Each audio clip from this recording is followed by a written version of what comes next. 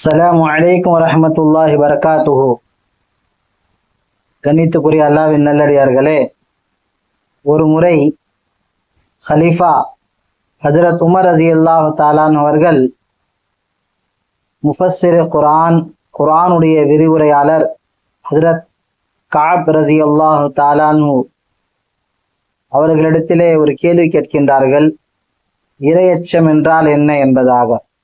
அப்பொழுது ஹஜ்ரத் உபை பின் கஅப் ரலியல்லாஹு தஆலா அவர்கள் ஹலீஃபாவிடத்திலே கேட்கின்றார்கள், தாங்கள் கல் முள் நிறைந்த பாதையிலே பயணித்திருக்கின்றீர்களா என்பதாக கேள்வி கேட்கின்றார்கள். அதற்கு ஹலீஃபா அவர்கள், ஆம், கல் முள் நிறைந்த பாதையில் நான் பயணித்திருக்கின்றேன் என்பதாக சொல்லும் பொழுது, அந்த பாதையில நீங்கள் எப்படி பயணித்தீர்கள் என்பதாக கேள்வி கேட்கின்றார்கள்.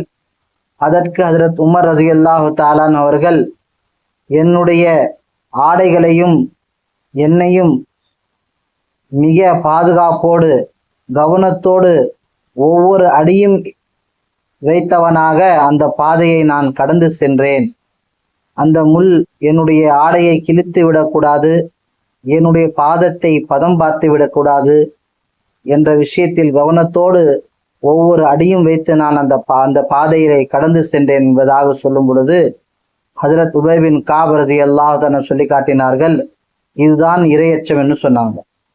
எப்படி கவனத்தோடு அந்த பாதையை கடந்து சென்றீர்களோ அதே போல் தன்னுடைய வாழ்க்கையிலே ஒவ்வொரு செயலையும் கவனத்தோடு செயல்படுவது, பாவங்களை விட்டு தப்பித்து வாழ்வது, அதற்கு பேர்தான் இரையச்சம் என்பதாக அழகாக சொல்லி காட்டினார்கள். இதிலே நமக்கு அழகான படிப்பினை இருக்கின்றது. கண்ணியமானவர்களே, நம்முடைய 24 மணி நேர வாழ்க்கையை நம்ம எப்படி வாழ்ந்து கொண்டிருக்கின்றோம், நம்முடைய வாழ்க்கையில எத்தனை நிகழ்வுகள், எத்தனை செயல்களை நாம் செய்கின்றோம், அத்தனை நிகழ்வுகளிலும் அத்தனை செயல்களிலும் அத்தனை அமல்களிலும் செய்வதற்கு முன்பதாக சிந்தித்து கவனத்தோடு செயல்படுவது, அதற்கு பேருதான் தக்வா, இரையச்சமாக இருக்கின்றது. அப்படி அல்லாஹ்வை அஞ்சி இரையச்சத்தோடு வாழக்கூடியவர்களுக்கு அல்லாஹ் தபாரக் வ தஆலா ஜன்னத்துல் ஃபிர்தௌஸ் என்னும் சொல்லக்கூடிய உயர்ந்த சொர்க்கத்திலே அவருக்கு இடத்தை அல்லாஹ் ஏற்படுத்தி தருகின்றான். அல்லாஹ் தபாரக் வ தஆலா அப்படிப்பட்ட ஒரு அழகான வாழ்க்கையை வாழ நம் அனைவருக்கும் அல்லாஹ் தௌஃபீக் தந்து கிருபை செய்திருவானாக. அஸ்ஸலாமு அலைக்கும் வரஹ்மத்துல்லாஹி வபரகாத்துஹு.